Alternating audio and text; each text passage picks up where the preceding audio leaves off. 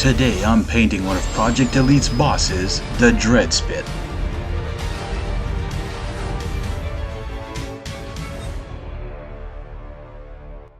Hey everybody, I'm back with another video. Thank you for coming back. This is the Dreadspit from CMON Games Project Elite. He is primed with Barbarian flesh from the Army Painter. I wanted to use Barbarian flesh because it's pretty much the color he is in the artwork. And so I used Tentacle red, which is a unique color from the Zombicide Invader paint set. And this is going to be for his tongue and for this like mouth looking thing on his stomach and a few other patches of skin or flesh that are more pinkish on this miniature.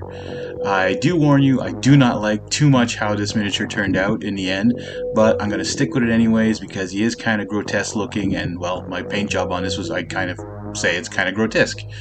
Anyways, I hope you enjoyed the videos. Don't forget to like and subscribe. You can also buy me a coffee on Ko-fi.com at Easterlings Gaming and support the channel, which will help me buy future products for recording, painting, and so on. Also, if you actually support the channel, you'll also be joining my Discord channel where you get to vote on future projects. You'll also be added as a Ko-fi supporter and you'll be recognized in my videos. So please hit that link in the description and send me a nice little donation.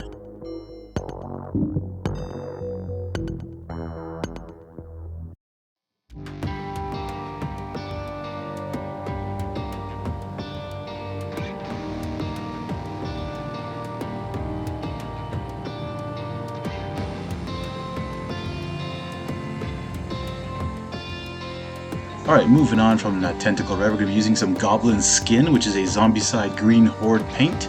And this is also Hemp rope, which is a Warpaint from the Army Painter. Or if you have anything that's like a dirty-ish green sand color, you could use it here. Now, I liked how it was looking a little bit like just like this, but later on when I put on a contrast paint, it kind of overlaps it a little too much. And I was hoping the contrast paint would have just went into the recess and that, and instead now I'm realizing I should have used a wash. So that's one issue I had here, but you know, I'm just getting like these like stone looking parts on them, or like a shell looking part. I figured, well, you know, Goblin skin kind of looks like that. I figured this is like a dirty-ish look to it, but you know, like right now it looks really nice. And like I said, if I had used maybe a wash instead, you'll see at the end what happens.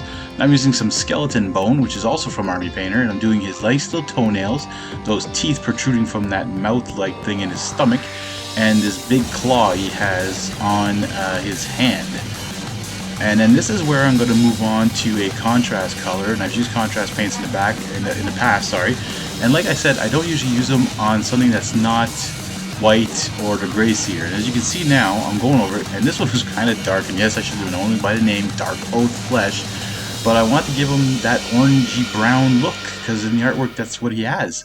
And I didn't realize it was going to actually cover up that Goblin skin so much, but when it dries you still see a little bit of a difference in the hue and the color, and you know, it's not that bad like I keep saying, and it could be worse.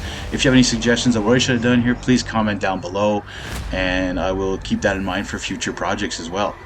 Anyway, so we're almost done here. I do finish his base off camera with some grass-like stuff to make it like swampy looking, just like the rest of the board game and the rest of the miniatures. And there you have it. The Dreadspit is finished. I'd like to thank you guys for watching. Hope you enjoy, and I'll see you next time and get your miniatures to the table.